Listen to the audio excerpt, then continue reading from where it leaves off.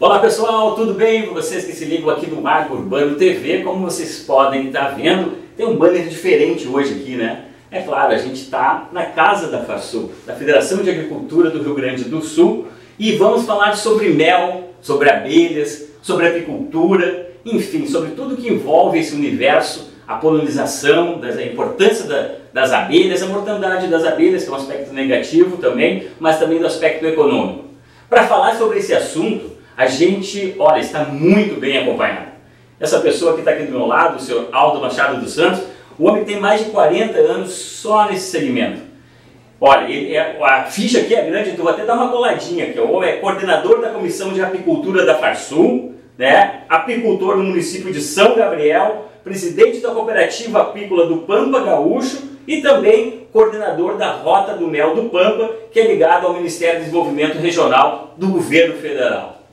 O homem não é pouca coisa não. Salvo, muito obrigado por estar presença aqui no Agro Urbano, seja bem-vindo e vamos falar sobre apicultura hoje, sobre mel e abelha, né? Isso, eu que agradeço mais uma vez pela oportunidade de nós estar divulgando o nosso mel e hoje aqui na nossa casa da Farsul, né?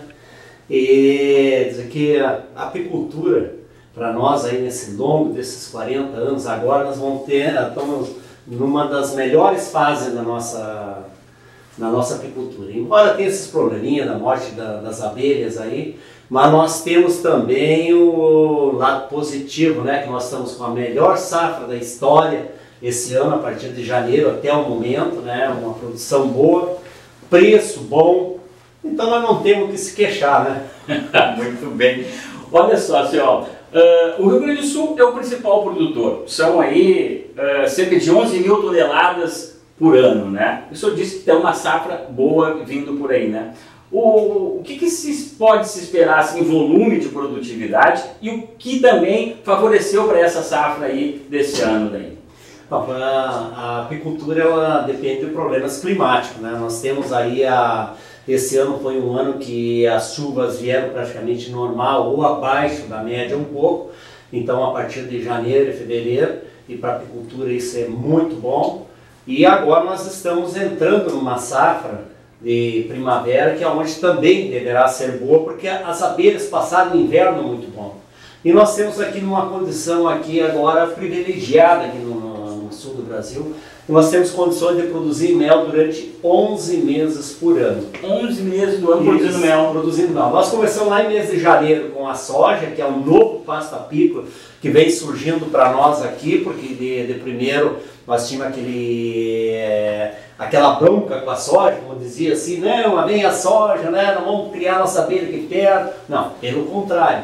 Agora nós estamos criando abelha, eu mesmo estou levando as minhas abelhas para o lado da soja, né? É um novo pasto apícola que surgiu. Depois nós estamos levando elas para os eucaliptos, nós temos eucalipto de outonos aqui no nosso estado, aí tem empresas aí que tem umas áreas muito grandes de eucalipto. E depois dos eucaliptos de outono vem os de inverno, que também agora entrou uma nova variedade que está sendo plantada, que produz mel também durante o inverno. Aí vai até mês de julho. Agosto nós já temos nabos forrageiros e a canola. Setembro, outubro e novembro nós temos o nosso mato nativo. Então quer dizer, nós temos um local privilegiado para produzir mel. O senhor falou aí, produzindo mel o ano inteiro. E a qualidade desse mel? Esse mel já está sendo exportado também? Como é que é? Sim, grande parte do mel gaúcho é exportado. Embora aí no nosso estado está exportando muito pouco aqui para o estado, a maioria dele sai como remessa para exportação através de outros estados, mas num futuro bem próximo nós vamos ter a Coapampa fazendo esse trabalho também aqui no Rio Grande do Sul, né? E vamos acabar com praticamente esse caminho do nosso mel gaúcho, né, sendo exportado por outros estados, né? Então vamos fazer com que os retornos da exportação fique aqui no nosso estado. Então nós temos muito a crescer ainda em termos de apicultura aqui. Se nós conseguirmos produzir durante 11 meses e exportar o nosso produto direto daqui, que hoje ele vai para outro estado e dali ele vai para outros países, como por exemplo Estados Unidos, ele parte para a Europa, e a Europa que é o grande entreposto dos países árabes, né? Então quer dizer, daqui a pouco a gente está atravessando esses caminhos aí, pulando algumas etapas aí e comercializando direto, né? O caminho do mel hoje, ele está sendo onde? Ele está sendo exportado para o Paraná, mas também estão conseguindo exportar aos Estados Unidos? Como é que é? Não, o caminho do mel gaúcho principal, a maioria do nosso mel, ele vai para o Paraná e Santa Catarina, um pouco para São Paulo também, e daí, a partir dali, eles são exportados. Então ele é exportado para os Estados Unidos e principalmente para os Estados Unidos e um pouco vai para a Europa também, né? E ali depois ele segue caminho para outros países, né? Esse mercado do mel, assim, é interessante, assim, as pessoas têm aquela ideia ainda da abelha com ferrão, né? Mas o mel em produção em escala é da abelha sem ferrão, é isso, né? Só me contava também que existe da melipicultura e da apicultura, né? Isso. Nós temos aqui a apicultura e temos a meliponicultura. Isso, a meliponicultura. Então o que acontece? A gente, quando fala assim mel, todo mundo pensa que o que nós temos é só o mel das abelhas apis, né? Que vem a ser esse mel que todo mundo compra aí no mercado, né? Então, todo mundo pensa que é só isso aqui. Não, nós temos a meliponicultura. Na meliponicultura nós temos centenas de espécies de abelha que são conhecidas por muito como as abelhas sem ferrão, que são essas espécies de mirinhas, tem algumas abelhas solitárias. Nós temos outras que, quer dizer, na verdade todas elas são muito importantes para a polinização. Certo. Nós temos o caso da magangaba, que é a única que faz a polinização do maracujá, né? Então, essas abelhas que são conhecidas para os criadores delas como meliponicultor. E aqui no estado já temos alguns meliponicultores também trabalhando, né? Que vem produzindo mel que é de quantidade muito menor, mas o valor é bem superior e o ganho ambiental é muito grande também em cima disso. Legal, o ganho ambiental, anteriormente você falou também sobre a questão da polinização. A gente começou aqui falando esse bate-papo sobre mais essa questão econômica, mas tem esse aspecto ambiental e da polinização que é fundamental. As abelhas são responsáveis pela polinização de quase 70% do que a gente come, né? Principalmente, fundamentalmente, da questão de hortifrutigranjeiros. E o senhor deu um exemplo da questão da soja, né? Por que eu estou falando tudo isso? Porque se debate muito sobre a questão da mortandade das abelhas. Aqui no Rio Grande do Sul foi registrado muitos anos atrás um número muito grande, prejudicou a produção de mel e outros aspectos, e agora voltou a se falar um pouco, em menor escala, é verdade.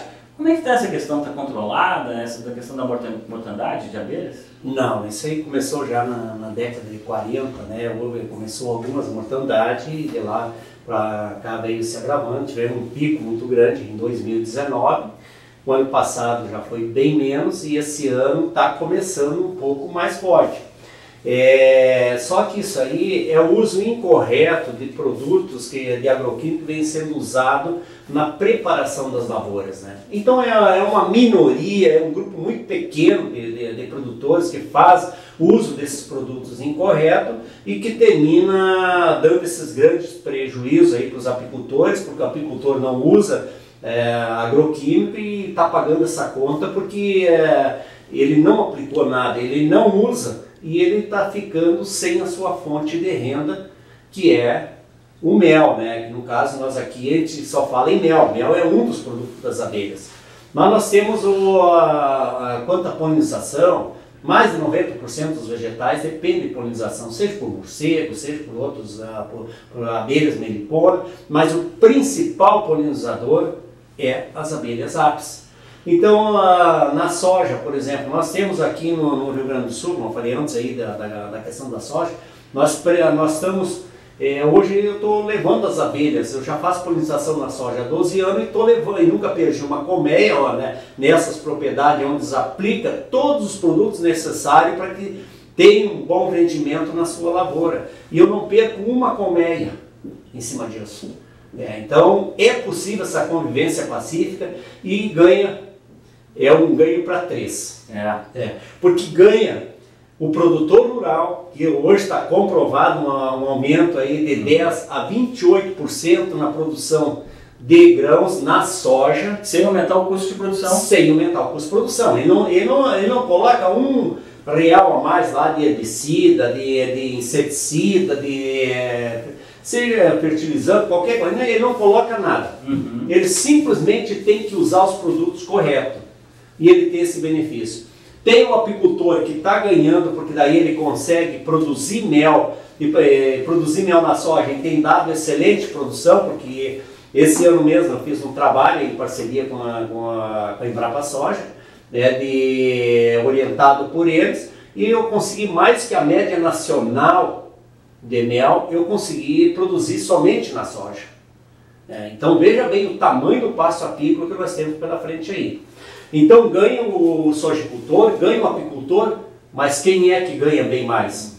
O meio ambiente, que vai ter um ambiente com menos produtos sendo jogados de forma incorreta. Porque as abelhas que estão em torno do meio ambiente, elas ficam protegidas. E elas terminam auxiliando nessa polinização. Então é um negócio que é bom para 3, não é só para 2. E eu acho que as pessoas devem se perguntar também, e a qualidade desse mel também, como é que ela é bem aceita pelo mercado? Sim, hoje você tem empresas que estão comprando para o mercado interno, porque é um mel de difícil cristalização, porque todo mel com baixa temperatura, ele cristaliza, né? E esse mel de soja, ele fica líquido. Mais tempo, então fica melhor para as pessoas consumirem. E foi feita todas as análises e não encontramos resíduo nenhum nesse mel. Por quê? As abelhas, assim que elas detectam qualquer irregularidade, qualquer suspeita de algum tipo de envenenamento na lavoura, ela não vai mais. O problema é que essas mortandades se dá quando você passa e termina pegando as abelhas também na pulverização que fazem no ambiente. E essas abelhas que vão contaminadas para as caixas é que terminam matando as caixas. Entendi. Algum tipo de defensivo agrícola aí que é mais detectado nessa questão da mortandade? Tem algum? Tem um princípio ativo, né, que por questão não vou nem dizer o nome aqui, né, mas tem um princípio ativo que é o responsável por mais de 80% das mortes agudas de abelha que acontece por incidente nas aplicações incorretas dos produtos. Certo. Por que eu lhe perguntei isso assim? Porque o senhor trouxe um exemplo que é possível. E na prática, isso acontece de uma forma só através de uma comunicação. O que precisa para que isso possa acontecer? Para que a gente possa conviver com a questão da produção de grãos e também a produção do mel e a questão do meio ambiente. O que precisa é um trabalho de conscientização e capacitação dos dois lados. Não vamos falar só do produtor, vamos falar do apicultor também. Tem muitos apicultores que eles colocam as colmeias o mais escondido possível dos vizinhos, com medo que alguém vai entrar e roubar. Então ele coloca lá do lado da propriedade, isso aí facilita com que aquele produtor que está ali do lado não se preocupe muito com essa questão de atingir as abelhas que estão no meio ambiente ao lado dele ali. Então isso aí já facilita. Então tem que haver uma comunicação maior entre produtores rurais e apicultores também. Vamos dizer para os apicultores, eu tenho colmeias aqui perto, não vamos deixar que fique escondido ali, que o vizinho não sabe o que tem ali. E conversa com o seu vizinho, que só assim nós vamos conseguir diminuir e muito esses problemas de incidentes que vem acontecendo com as abelhas aqui no nosso estado. Maravilha. A gente está conversando com o seu Aldo Machado, entre outras coisas, presidente aqui da Câmara da Apicultura na Farsul, há 40 anos já trabalha já com mel e estamos trazendo algumas informações sobre o setor. Aqui, seu Aldo, a gente está aqui com mel também lá do seu apiário, em São Gabriel, né? O que se faz além do mel de pote? Hoje também estão se industrializando, fazendo outros tipos de produtos com mel também? Ou mais o forte ainda é o mel mesmo in natura, assim, como é que é? Não, o forte hoje aqui no estado é o mel in natura. Porque a maioria dos grandes apicultores que nós temos no estado, é muito mais lucrativo tu vender o mel em quantidade do que tu fracionar ele e colocar no mercado. Então esse fracionamento fica para aqueles apicultores que têm uma quantidade menor de mel. E daí se coloca muito, se coloca em hotel, tem aquelas bandejinhas bem pequenininhas, né? Que se coloca, aquelas quadradinhas que é ruim de abrir, né? Geralmente a gente tem que morder para abrir. Então aquilo ali é bastante colocado nas feiras. Nós temos a questão também que está surgindo agora, que é o mel em sachê, né? Que esse fica fácil, só estou mudando o tamanho do sachê. Isso aqui é fácil para merenda escolar também, né? Você dá a dosagem exata que se precisa. Uma das dificuldades nós temos de colocar na merenda escolar hoje é que se você leva ele em pote ou em balde lá para o colégio, fica difícil das merendeiras ficar distribuindo. Isso, né? E sachê vai tranquilo. Então já tem muitas empresas fazendo isso aqui no nosso estado. Como é que está o consumo, seu Aldo? Assim, existe alguma pesquisa sobre o consumo, se aumentou, diminuiu nos últimos tempos, assim? Não, o consumo, na verdade, diminuiu um pouco com essa questão da pandemia. É. Porque o mel, ele subiu bastante no mercado internacional, ele dobrou o preço, triplicou até do começo da pandemia até agora, e o poder aquisitivo da população caiu um pouco. Então hoje o mel está muito elitizado ainda, né? Ele continua. Então para isso nós vamos ter que trabalhar mais os apicultores, conseguir fazer que as médias deles saiam dos 20 quilos e passa lá para 60, 70, 80, como tem alguns apicultores de ponta aí que já estão produzindo isso aí aqui no nosso estado, e que a gente consiga baratear um pouco o valor desse mel para que ele chegue para o nosso consumidor aí por um preço melhor, mas sem o apicultor estar perdendo renda, né? Também. E isso é possível se fazer. O custo de produção, assim, para o apicultor, até emendando uma outra pergunta, o perfil dos produtores, apicultores hoje no estado aqui são pequenos produtores? Qual é o perfil, assim, do maior número, assim, dos apicultores? São pequenos. Nós temos aí mais de 30 mil, segundo o IBGE, agora o último levantamento, são mais de 32 mil apicultores. No Rio Grande do Sul. No Rio Grande do Sul. Tem em torno ali de 500 mil colmeias, um pouco menos, aí, varia de acordo com a época do ano, né? Então entre 480 e 500 mil colmeias, mais ou menos, é o que você tem aqui no estado. E apicultores grandes aqui no estado são menos de 500, essa turma aí. Então são todos apicultores pequenos, pessoas de baixa renda, pessoas que criam em propriedades de segundo e terceiro e viram na apicultura uma possibilidade de se manter as suas famílias produzindo em terra de terceiro. E esse terceiro também agora tem muitos que estão interessados em manter esses apicultores por perto, porque estão tomando conhecimento do ganho que eles vão ter em preservando as abelhas, o ganho que eles vão ter. Para você ter uma ideia, até na produção de gado aumenta. Por quê? A produção de gado? Sim, porque o que acontece? O adensamento, nós temos uma grama forquilha, que é uma grama aí do pampa aí, que é bem conhecido. Essa grama forquilha ela é polinizada por abelhas ápis. Ela produz mais semente. Produzindo mais semente, mais adensamento naquela área. Então, quer dizer, maior quantidade de planta, maior quantidade de pasto e mais ganho no gado, né? Então, você vê como é que funciona agora, né? Quer dizer que até no gado, então, as abelhas acabam ajudando, então. Isso. E sem contar ainda que aonde você precisa lá meio hectare, 1 hectare para criar uma cabeça de gado, você precisa de 1 metro quadrado lá no cantinho, naquele onde não tem o pasto, embaixo daquela árvore lá, para você botar uma caixa de abelha. E essa caixa de abelha dá para você ter, no mínimo, o valor de um terneiro por ano, se for bem cuidado. Então, dá para ganhar dinheiro também junto com o gado. Sabe que junto com o gado também, porque eu vi, pesquisando um pouco sobre o mel, dizia que a rentabilidade era mais do que a pecuária até, né? É exagero ou não? Olha, eu não digo que é exagero não. Abre o jogo para nós aí. Mas que dá para ganhar bem com a apicultura, dá. Então, eu não sei quanto é que ganha por hectare, mais ou menos, e até porque não é todo o campo que ele é apropriado para ter a mesma adensamento com caixas de abelha que ele tem com gado, né? Então, não sei, mas que a apicultura é uma fonte de renda alternativa para que ele tem na sua propriedade para agregação de renda e muito boa, isso eu tenho certeza. Vamos explorar um pouquinho mais essa questão, assim, porque talvez tem pessoas assim que talvez estejam nos acompanhando e tem uma ideia de também, sei lá, de entrar no negócio, essa curiosidade em saber, né?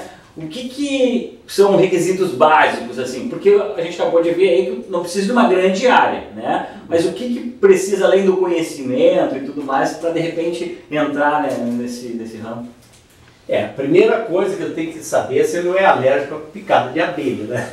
É uma primeira coisa. Importante. Pode ser letal, né? Então ele não sendo alérgico, ele pode... Hoje existem treinamentos aí, nós temos várias formas aqui no estado de ser treinados, né? Tem cursos gratuitos à disposição pelo Sistema Farsul, pelo Senar, para os apicultores. Então ele faz os cursos e já vai adquirindo algumas colmeias, vai pegando experiência. Eu não aconselho chegar lá, o cara acha que vai ganhar dinheiro, chegar lá, eu vou comprar 1000 colmeias, 2000 colmeias e vou virar apicultor. Não, a coisa não funciona assim, tem que ir passo a passo, né? Porque é como qualquer outra atividade, né? Se você for criar ovelha, você tem que se especializar em criar ovelha, gado de corte também, se for leite, é a mesma coisa. Abelha é a mesma coisa.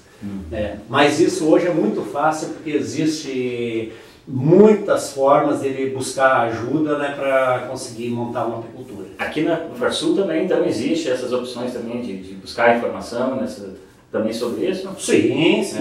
Nós temos aqui na Farsul a Comissão da Apicultura da Farsul, que está à disposição para orientar qualquer um que queira começar. Tem o Senar que está disponibilizando os cursos. Tem agora um projeto, a TEG do Senar, que durante 2 anos ficam dando assistência técnica direto para o produtor. Isso é uma inovação e é muito bom.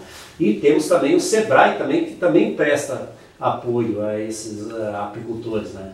Então hoje tem, as facilidades são muito grandes, não é como na minha época, né? Na minha época eu não sabia nem para aonde é que eu ia perguntar alguma coisa, sem falar que nós temos essa questão aí da informatização aí hoje, que o cara está conectado com tudo e tudo busca experiência e sugestões aí de qualquer lugar. O conhecimento é fundamental para desenvolver cada setor.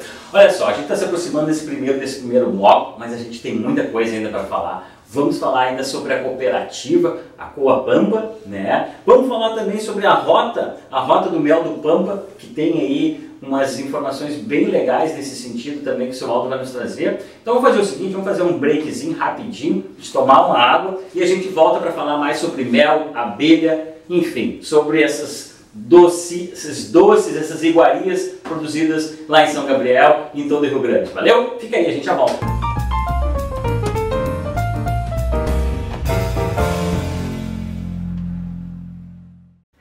Qual o melhor azeite do mundo? O grego, claro, desde que você more na Grécia e tenha um olival no fundo do seu quintal, o que é muito comum por lá. O azeite produzido perto da gente sempre vai estar mais íntegro e fresco, porque tem menor risco de sofrer danos devidos à luz e ao calor durante o transporte e o armazenamento. Outra vantagem, por viajar menos, emite menos carbono e ajuda a combater as mudanças climáticas. Conheça os azeites brasileiros, valorize os produtos nacionais e na hora de temperar sua salada não se esqueça, não precisa ser um fio, pode ser um rio de azeite.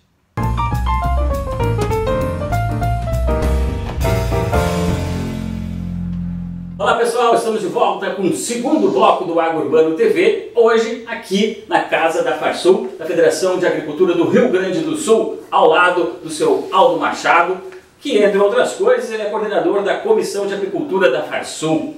Com muita experiência, mais de 40 anos trabalhando sobre mel, e a gente está aqui nos trazendo informações, a gente está falando sobre mel, a importância das abelhas na polinização, a questão econômica também muito importante. Falamos no primeiro bloco sobre diversos assuntos e a gente comentou que agora nós íamos retomar um assunto muito interessante, que mistura o cooperativismo e o setor de mel. A cooperativa Coa Pampa, que fica em São Gabriel, né, Salto, faz um trabalho fundamental nesse setor. E qual a importância do cooperativismo associado também à questão do mel? Fala um pouco desse trabalho que vocês fazem lá na Coa Pampa, por favor. Nós na Aquapampa é um projeto que nós estamos tendo para poder dominar mais a cadeia produtiva do mel, porque por enquanto, como eu falei, o mel sai através de outros estados e a maioria não aqui do Rio Grande do Sul. E o nosso projeto é justamente para sair, comercializar através do Rio Grande do Sul. Só que o grande ganho que está tendo os apicultores com esse projeto, claro, tem aquela diferença de comércio, né, que elimina alguns atravessadores e daí ele termina tendo alguma vantagem financeira imediata. Mas o grande ganho mesmo é na capacitação que a gente está tentando fazer para esses produtores. Porque nós temos a nossa produção aqui do estado, ela é uma produção aí que não ultrapassa os 20 quilos em média, e nós podemos chegar aí até 80 quilos. Mas vamos se contentar com 50 quilos, né? Porque 50 quilos já está bom para nós, né? E esse volume, 50 quilos, seria o quê? Por colmeia. Por colmeia. Por colmeia ano. Então, se nós conseguirmos fazer isso aí, já nós vamos estar dobrando a nossa produção com o mesmo número de colmeias, né? Então a gente está trabalhando já desde 2009 nesse projeto, né? Já estamos em fase de terminando quase o projeto, sabe que projeto, quando você fala de projeto e que tem recursos públicos, são demorados, prestação de conta, com todos esses trâmites que tem aí que nós temos que obedecer. Mas já estamos na fase final, está faltando o calçamento e mais alguns equipamentos só, e o resto está tudo lá, né? Esse projeto que o senhor se refere seria... É a Aquapampa. Aquapampa. Então o que nós temos agora que... Isso da sede? Seria da sede da Aquapampa, que é onde vai receber o mel das casas de mel dos apicultores do nosso estado, que a gente encaminha para outros estados, vai receber e ser feita a industrialização ou mesmo a homogeneização desse produto para ser exportada direto daqui do estado. E nós temos também os projetos que já estão em andamento, que é os projetos de assistência técnica. Certo. Esses projetos que estão em andamento é o que vai fazer a grande diferença para a nossa apicultura. Vamos ser bem... otimista? Isso. Vamos ser bem otimistas aí, vamos pensar que nós vamos aumentar só em 50%, passar para 30 quilos. São 50% com assistência técnica. E uma assistência técnica que nós temos gente altamente capacitada aqui no estado para treinar esses apicultores, né? Só para não perder o fio da meada, o senhor disse ali um objetivo chegar a 50 quilos média ano por colmeia. O que seria só para a gente ter um comparativo assim, né? Vamos dizer assim, numa região onde que tem a apicultura extremamente desenvolvida, pode ser até mesmo lá fora, vamos dizer assim, quanto que eles chegam a produzir por colmeia ano? Temos alguns países que ultrapassam 100 quilos, né? 100 quilos. Ultrapassa 100 quilos. E com uma condição muito menor do que a nossa aqui de produzir mel, porque tem muito menos meses de produção de mel que nós aqui no Brasil, com esse país tropical aqui, com esse potencial apícola que nós temos aqui, né? Só lembrando que no primeiro bloco o senhor disse que temos condições de produzir mel quase o ano inteiro, né? No mínimo, nós temos um trabalho feito com abelhas migrando lá em São Gabriel, e tem outros produtores também já fazendo isso para o estado, conseguem produzir durante 11 meses por ano. Isso aí sim, eu não conheço nenhum país que tenha essas condições. Nós aqui, nós temos condições. Então, quer dizer, o que está faltando para nós? Capacitar os nossos apicultores. E é isso que a Aquapampa está se propondo a fazer agora. Isso seria um dos grandes gargalos assim, do setor, seria a questão da capacitação mesmo, trazer o conhecimento, a informação, a questão técnica, isso seria um grande gargalo mesmo? Sim, seria. Porque hoje quando você fala com a maioria dos apicultores, eles pensam só o seguinte, eles pensam só naquilo que eles vão lucrar a mais no quilo de mel. E eles não pensam no quanto eles podem ganhar a mais aplicando novas tecnologias nas suas colmeias. E é isso que a gente está se propondo, que mostrar, estamos montando apiários escola aqui, com uma participação da Associação Abelha do Brasil, né? Montando apiários escolas em diversas regiões, com apicultores, onde eles vão poder comparar a produção daqueles apiários, onde nós vamos dizer para eles tudo que eles devem fazer, eles vão fazer e comparar com aqueles apiários que eles fazem o manejo deles. E vamos ver o quanto eles podem ganhar. Então isso aí já é um grande avanço para a nossa apicultura. Nós temos hoje implantando 10 apiários escola aqui no nosso estado. Que bacana, apiário escola. Apiário escola.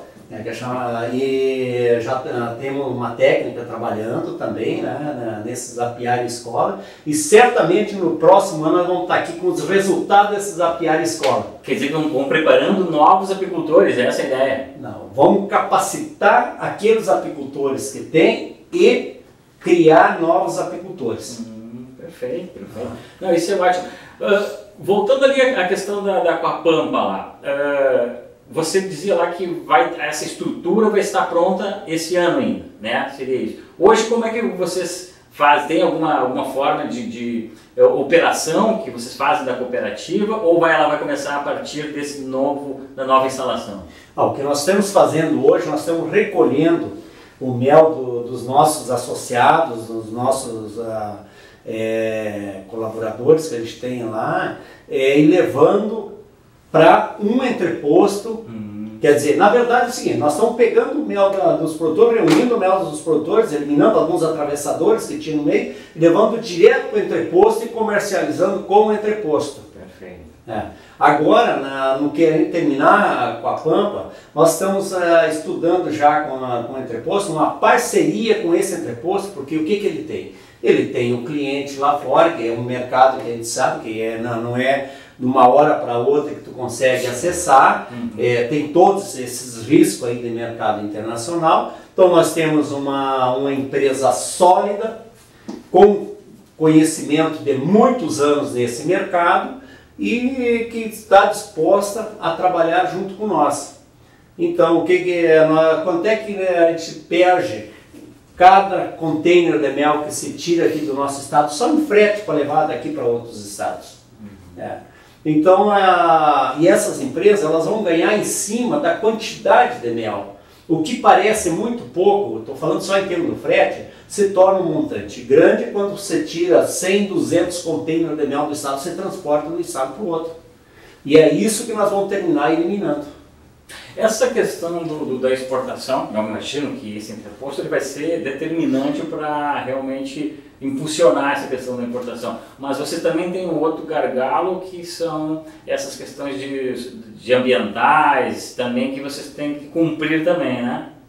Não, todo entreposto ele tem uma legislação do Ministério da Agricultura e algumas exigências do mercado internacional que você é obrigado a cumprir aquilo ali. Então não tem como fugir, vai ser isso aí mesmo, né? Também eu imagino assim que esse vai dar um impulsionamento. Eu quero insistir um pouco mais na questão da exportação, que embora ainda o que a gente produz, ainda um excedente vai para os outros estados do Paraná, como você mencionou, né? Mas existe, e temos um perfil dos produtores que são mais ligados à agricultura familiar. A questão do cooperativismo ainda é o melhor caminho ainda para poder fazer com que esses produtores tenham realmente essa renda, né? Porque se você não tem tem produto de qualidade, mas não tem como comercializar, você acaba também não desenvolvendo, não dando sustentabilidade ao negócio. Né? Sim, porque eu vejo no cooperativismo a única forma de um pequeno se tornar forte. Porque se você for ofertar aí, 1 ou 2 containers de mel, no mercado internacional, né, fica difícil, né? Você pode ter manda aquele 1 ou 2. Agora, se você chegar com 100 container, é outra história. E é isso que ele está pensando. O cooperativismo ele faz com que esses pequenos juntos eles se tornem um grande produtor, um grande comerciante, porque estão unidos e conseguem volume de mel para entrar nesse mercado. A gente falou no primeiro bloco sobre a questão da polinização também das abelhas, ou melhor, na soja. Né? Você falou da sua experiência exitosa já há muitos anos falando sobre isso, mas eu queria retomar um pouco esse assunto porque é um assunto polêmico, as pessoas, né, geralmente tinham essa resistência, principalmente, né, da convivência, e eu acho que é muito importante mostrar exemplos que deram certo nessa questão da produção de grãos e também na manutenção e preservação das abelhas. Eu queria que o senhor nos dissesse, assim, na sua opinião, o que foi mais assim importante? Porque quando o senhor iniciou lá há 12 anos, muita gente também deve ter feito também torcido o nariz, ou dizendo não vai dar certo, isso aí são altos, isso aí não vai dar certo. O que ele fez em frente nisso aí para realmente chegar e aí, olha, tá aqui, ó, deu certo. O que acontecia alguns anos atrás era justamente isso. E tem um caso que todo mundo aponta o dedo sempre para o lado da soja, é só porque a soja foi a última cultura, a monocultura que está entrando forte aqui no nosso estado, né? Principalmente na nossa região. Mas não é a soja o problema. Então o que aconteceu? Um produtor de soja diz, olha Aldo, eu vou plantar soja na área onde tem as tuas colmeias. Não sei se tu quer tirar, o que tu vai fazer com as tuas colmeias, né? Eu vou plantar soja. Aí o que eu fiz? Deixei as colmeias lá, né? Vamos ver o que acontece, né? E pela minha surpresa, as colmeias, no período da florada da soja, quando eu fui lá para alimentar elas, para preparar para levar para o eucalipto, as colmeias estavam fortes. Aí eu digo, mas onde é que veio isso aí? Alguma coisa, eu não tinha reparado e não tinha visto abelha na soja. Aí eu comecei a ir para a soja, olhar se tinha abelha na soja, e comecei a achar abelhas na soja, né? Aí no próximo ano, eu coloquei mais colmeia naquela região. Eu acho que vai levar isso. Por que a abelha ia lá na soja? Porque ela também precisa se alimentar com as culturas de inverno. Acho que é esse Não, a soja é verão. Por exemplo, no verão, perdão, né, que ele precisa se alimentar com essas culturas. E aí que ela busca lá esses lugares aí, né? Sim, é porque daí, como ela estava visitando e eu vi que entrava pólen e entrava néctar também, e só tinha aquela florada naquela época. Era uma época que nós tínhamos que estar alimentando artificial as abelhas para crescer, para levar para o eucalipto, né? Aí elas estão buscando pólen, estão buscando mel, de algum lugar estão tirando, só tem a soja com flor por perto, então é da soja. E aí nós fomos procurar e saber, e realmente era da soja. E aí eu comecei a aumentar as abelhas, esse produtor rural, né, que era meu amigo, conhecido, dizia, olha, eu não vou ter prejuízo com a minha lavoura se tiver as abelhas ali, tu quer deixar a responsabilidade tua. Agora eu te prometo uma coisa, eu vou usar os produtos tudo conforme tem que ser usado, né? Conforme diz ali, vou olhar bem a bula dos produtos, né, para usar de forma correta. É somente isso. Existe até um aplicativo, né, para facilitar essa comunicação, não existe? Eu já andei pesquisando, até um aplicativo que foi criado com esse propósito, né? Tem um aplicativo do projeto Colmeia Viva, que é um projeto do Sindiveg, que mostra isso aí. Está saindo um outro aplicativo pela Associação Abelha também, que também facilita essa comunicação, né? Então esses aplicativos, só que eles estão ainda em fase de teste, né? Então, mas isso aí bem rapidinho agora, ele vai estar ao alcance dos apicultores, dos produtores rurais, e eles vão conseguir se comunicar entre eles, e eu tenho certeza que essa questão das mortes das abelhas vai diminuir muito se os produtos forem usados de forma correta. O senhor tem já conhecimento de outros produtores, de outros apicultores que também fazem esse sistema na soja também? Tenho alguns amigos que estão começando. Estão começando de 2 anos para cá, e eles estão começando a produzir também na soja.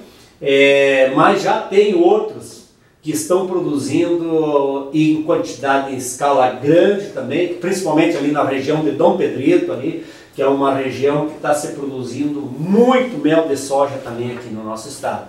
E que é um mel, aí lá até tem uma situação até diferenciada dos outros lugares, porque lá eles têm trevo e cornichão naquela região, então eles não precisam nem preparar as abelhas para levar para a soja. Então aquela região lá, certamente, se for bem trabalhada, com abelha migratória levando para a florada, eles não vão conseguir produzir em 11 meses. Vai ser em 12 meses que eles vão produzir mel. Olha aí, ó, tá aí, ó, a dica aí. E isso é qualquer tipo de abelha daí, ou é uma espécie específica também? Não, estou falando de abelhas apis. Uhum. Porque abelhas nativas não é o meu forte, conheço, né? Sei, mas ela não é uma abelha que tem um atrativo econômico grande para o apicultor criar. Tem algumas situações aí em algumas plantações, como por exemplo o moranguinho, que depende da polinização de jataí, né? Que é uma abelha nativa, né? Uma abelha sem ferrão, e que eles estão contratando apicultores para colocar as abelhas, né, nesses locais onde se produz o morango, que aumenta muito a produção de morango. Aqueles morangos deformados, não existe mais. É nem o caso da melancia. A melancia, ela precisa de abelha para dar aquela melancia bonita, redonda. Quando você vê uma melancia que tem uma falha de um lado, é porque não foi bem polinizada. Então é o caso do morango, e assim como o morango, nós temos tantas outras culturas aí que dependem. Nós temos a canola, que tem estudos... que mostra aqui, estudos feitos aqui no Rio Grande do Sul, aqui pela doutora Betina na PUC, que você já conhece, né? Sim, já temos um trabalho excelente, da Betina. Feito por ela, que mostra um acréscimo de produção em torno de 30% na canola. Olha só que incrível. Esse também é um aspecto fundamental das abelhas, é isso, né? Na polinização. Na polinização. Tem um caso aqui agora que está sendo feita a polinização aqui, principalmente para o pessoal dos campos de cima da serra, aí, na região catarinense aí também, na macieira. Na macieira. Nesse momento tem muitos apicultores fazendo polinização em macieira. Nossa. E estão pagando bem, né, por essas polinizações. Nós temos um caso na canola mesmo, eu mesmo recebi, tenho um projeto um projeto aí no Brasil, né, que sobre o ecossistema, né, e que eles me ofertaram para levar 4.000 colmeias para canola, R$100.000. Olha só. Eu não levei porque estava muito grande, porque a oferta foi feita para o estado de São Paulo, né? Senão eu tinha levado, né? Porque se tu ganha ainda na canola, tu tem o mel, claro, que não é uma quantidade grande de mel que produz a canola. Sim. Mas se tu levar 100 caixas de abelha para a canola, tu sai com 200, porque no mínimo tu dobra o teu número de enxames na canola, porque tem o pólen da canola é um pólen de excelente qualidade e cresce muito os enxames. Só que você deu essa comparativa, a soja é o que ainda você consegue um maior volume do mel, ou tem alguma outra, o eucalipto, a canola vai ficar inferior, você disse? Não, a canola é inferior mesmo, né? E até pela época, não tem quase temperatura, ela floresce aí em agosto, né? Certo. Agora está terminando a florada. Mas nós temos, o que nós tínhamos aqui no estado, que nós temos muito forte, que é a produção de mel no eucalipto. O eucalipto é o principal? É o principal de todo, é no eucalipto e o mel silvestre, mas que nos últimos anos diminuiu bastante a produção de mel silvestre na primavera. Nós temos aí nos campos de cima da serra que tem uma grande produção de mel silvestre, mas na nossa região do Pampa diminuiu. Diminuiu o silvestre, mas aumentou a soja. E o carro-chefe é os eucaliptos, porque nós temos um período muito grande de florada de eucalipto. Começa em fevereiro e vai até julho. Se o apicultor conseguir migrar de uma variedade para outra, ele vai ter quantos meses de florada? E tu só prepara a colmeia uma vez, tem que tratar ela para que ela chegue com um volume grande de abelha nessa florada de eucalipto para produzir em quantidade, né? Então, o que tu consegue produzir aí? Se tu conseguir produzir uma média aí de 20 quilos, vamos dizer assim, uma média em 5 anos, tem anos que pode dar bem, tem anos por questões climáticas vai dar menos. Mas se você entrar com as caixas fortes no eucalipto, você vai tirar a média acima de 30 quilos, com certeza, só na florada do eucalipto. Olha só. Vamos aproveitar, a gente está falando sobre volumes, mas a gente sabe, assim, por exemplo, no Rio Grande do Sul, a produção de uva, a produção de azeitonas, por exemplo, dá um pouco dessa característica ao terroir daqueles produtos, né? Com o mel, funciona mais ou menos assim também? Ou é mais relacionado à região ou mais relacionado vamos dizer assim, aonde que ele é colonizado? Se é no eucalipto, na soja? O que emprega mais para ele a questão do seu... O mel, nosso aqui, isso aqui não é só nós, né? Todo mel, ele varia de aroma, cor, principalmente esses mel mais escuro que todo mundo, o cara não quer quase mel escuro, ele quer o mel clarinho que chega no mercado e olha e enxerga do lado do outro. Só que os méis escuros, eles têm um maior valor nutritivo. E o que faz para ele? Então isso vem da planta, da região da onde ele está, né? Mas principalmente da planta. E o aroma também varia.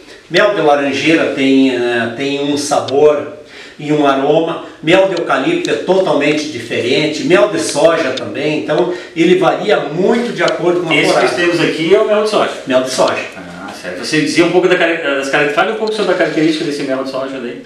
Ele é um mel de difícil cristalização, né? Que pode ver, ele está líquido, aí planta esse aqui, eu descristalizei ela agora, né? Porque ele já estava começando a cristalizar, estão terminando o inverno. Claro. Mas ele fica muito mais tempo líquido, que fica bom para o consumo. Ele é próprio para ser usado em bisnaga, ele é próprio para ser usado em sachê também, porque o sachê ele fica meio estranho se ele cristaliza. Porque a maioria dos mel, tirando o mel de soja, o mel de laranja, o mel também de difícil cristalização, mas o mel de eucalipto e o de canola, ele cristaliza numa semana com baixa temperatura. Olha só. E aí está um outro detalhe. O cara quer saber se o mel é bom, é puro, quando ele for no mercado? Essa dica é boa, me diga. Compra mel que está todo ele cristalizado. Ah, é? Pega o mel que está todo cristalizado. Aquele mel que está cristalizado não é açucarado, né? O pessoal diz aí, acha que aquele produto não é bom. Aquele é o produto bom.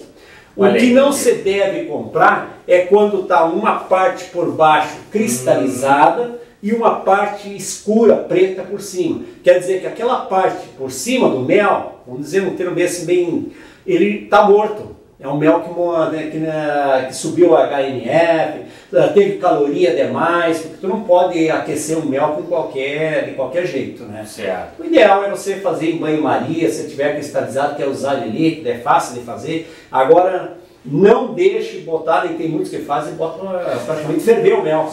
Gostei da dica. Então, a gente tem que cuidar quando for para ver se ele não está totalmente cristalizado. Pode estar um pouco cristalizado, então, assim, que não pode estar totalmente, ou dividido, como você falou. Não, ele não pode estar dividido. O ideal é que ele esteja todo numa cristalização parelha. Perfeito. E daí, esse mel ele não sofreu nada. Quando ele ficou uma parte líquida em cima, embaixo cristalizado, ele sofreu aquecimento. Matou algumas propriedades do mel. Certo. Quando ele está com uma parte, vamos dizer, bem escura, o mel é claro, cristalizado, uma parte escura em cima, aquela parte escura em cima é porque estava com excesso de HNF, né? Ele não vai fazer mal. Certo. Mas não consome mel em pouco quantidade, mas ele também não vai fazer os efeitos de um mel de boa qualidade, né, no organismo. Certo. Bom, daí já ficamos conhecendo então um pouco sobre o que é o mel de qualidade. Senhor, a gente está se aproximando um pouco do final do programa, mas tem um assunto que eu acho muito bacana, aqui no AgroUrbano a gente fala muito sobre isso, que seria essa questão voltada também ao turismo, ao turismo de gastronomia, né? Que eu acho que é uma coisa fundamental. E o senhor também é coordenador da Rota do Mel do Pampa, né? Que é uma questão ligada ao Ministério do Desenvolvimento Regional do Governo Federal. É uma experiência que existe em outros estados e aqui no Rio Grande do Sul o senhor coordena essa Rota do Mel do Pampa aqui. Eu queria que o senhor falasse um pouquinho o que é essa Rota do Mel do Pampa e qual é o propósito dessa iniciativa. A Rota Mel do Pampa, até quem vê na primeira vez assim pensa, estão criando uma rota para visitar apicultores. Não é isso aí. A Rota do Mel do Pampa é criada numa determinada região. Nós temos duas rotas, é o único estado que tem duas rotas de mel. Nós temos a Rota do Mel Branco aqui dos Campos de Cima da Serra e nós temos a Rota do Mel do Pampa. Mas essa rota do mel, quer dizer, é para nós organizar o setor nesses locais e ver o que é necessário, quais são as necessidades que tem esse setor nesse local e para alavancar recursos. Então vamos voltar lá para Coapampa, que tem a rota do mel e está vinculada com a Pampa lá, porque como eu estou na rota, estou na Coapampa, né? Então o que a gente faz? Ó? A rota do mel achou que a Coapampa é determinante para o crescimento da apicultura aqui na nossa região. E faltava alguns detalhes, como cerca, pavimentação, uma cerca que esteja adequada dentro das normas, né? E mais a pavimentação do pátio. E alguns equipamentos que a gente necessita para que tenha equipamentos de ponta para nós fazer o nosso trabalho ali. O que a Rota fez? Busca recursos através do MDR, coloca recurso próprio, busca parcerias e estão nos ajudando a terminar com a Pampa nesse momento. Próximo passo, nós precisamos de laboratório que nós temos lá que participa junto à Unipampa, lá em São Gabriel, que participa junto à Rota, e precisa de um laboratório porque nós temos que fazer todas essas análises que se referem ao mel, refere-se às abelhas, seja na área de mortandade, seja na área do mel, para ver as condições do mel. Então o próximo passo seria agora a gente trabalhar para montar esse laboratório que atenda às necessidades da região, dos apicultores da região. Então não tem nada a ver com questão de turismo. Eu embarquei na questão do turismo, mas são mais questões técnicas, né, voltadas a solucionar problemas técnicos ou até mesmo aperfeiçoar alguns processos, né? Isso, é mais solucionar problemas que existem na região. E para isso que nós criamos a Rota lá, vai fazer, estamos no 3º ano e pretendemos continuar com ela por muitos anos para fazer com que cresça toda aquela apicultura do Pampa. Considerando que o Pampa é o único no mundo, né? Então vamos fazer alguma coisa para o Pampa. Mas a ideia da Rota do turismo não é de jogar fora, né? A gente tem aí do vinho, temos da agricultura, né? Por que não do mel aí? São quantas cidades já produzindo, né? Envolvidas na produção de mel? Assim? Nós temos praticamente em todo o nosso estado, nós temos nós temos produtores de mel. Mas São Gabriel é o principal eixo, né? Nós temos aqui isso é uma coisa possível, já tem em outros lugares que está sendo feita, é uma coisa que já vai vir pela frente ali, porque nós já está sendo montado aí com o apoio da Associação Abelha do Brasil, alguns apiários onde os professores possam levar as crianças, quer dizer, apiários não, a gente fala apiário, mas é meliponário, porque nós vamos botar abelhas de ferrão lá para correr risco. Assim. Então está sendo montado, já tem em Birubá, agora nós estamos lá em São Gabriel, nós temos um projeto de montar uma praça apícola, onde vai ficar lá os nossos mirins, os jataís, abelhas sem ferrão, e que possa as professoras dos colégios levar as crianças lá para conhecer essas abelhas, porque quase ninguém sabe, você fala em meliponicultura e os caras ficam, isso aí, que parte da abelha é isso aí, né? Sim. E não são duas coisas diferentes, apicultura e meliponicultura, né?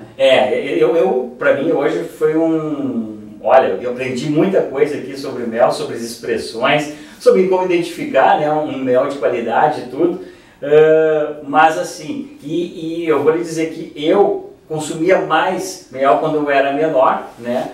Hoje a gente está voltando a consumir mel buscando essa alimentação mais saudável, buscando a identificação com o produto regional. Eu acho que tudo isso também é um momento de a gente mostrar essa qualidade do mel também, não é só? Sim, com certeza. Durante a pandemia agora, qualidade e benefícios. O mundo todo começou a se voltar para consumir esses produtos mais naturais. Tanto é que o própolis, que também é da abelha, que tem ajudado vários estudos aí que mostram que é possível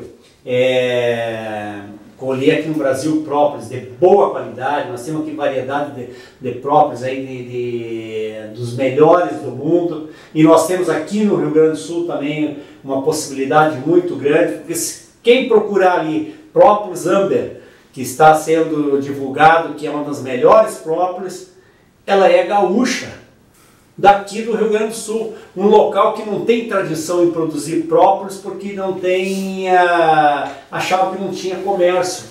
E nós temos um potencial muito grande aqui na nossa região.